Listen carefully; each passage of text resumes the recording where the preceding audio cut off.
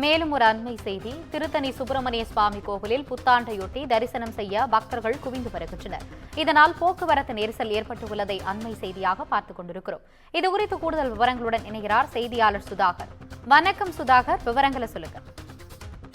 வணக்கம் ஆனந்தி. ஆங்கில புத்தாண்டையொட்டி கோவில்கள் மற்றும் தேவாலயங்களில் நடைபெற்ற சிறப்பு வழிபாடுகளில் ஏராளமானோர் பங்கேற்று வழிபட்டு வருகின்றனர். அதாவது 2024ஆம் ஆண்டு முடிந்து தற்போது 2025ஆம் ஆண்டு ஆங்கில புத்தாண்டு தினம் தொடங்கி இருக்கிறது.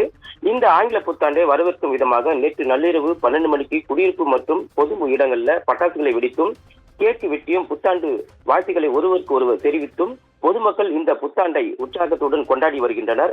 அதாவது திருவள்ளூர் மாவட்டத்தில் நேற்று நள்ளிரவு 12 மணி முதலே பல கோவில்களில் சிறப்பு பூஜைகள் நடைபெற்றது.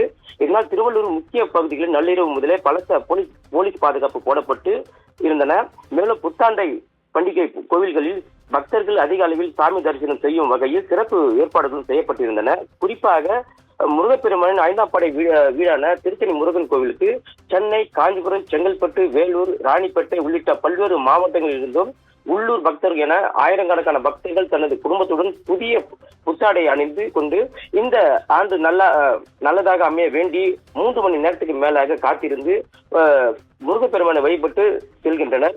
பக்தர்கள் அதிக அளவில் வாகனங்களில் வருகையால் மலைக்கோவிலுக்கு 2 சக்கர வாகனங்கள் மற்ற 4 சக்கர வாகனங்கள் அனைத்து வாகனங்களும் செல்வதற்கு போலீசார் தடை விதித்திருக்கிறது.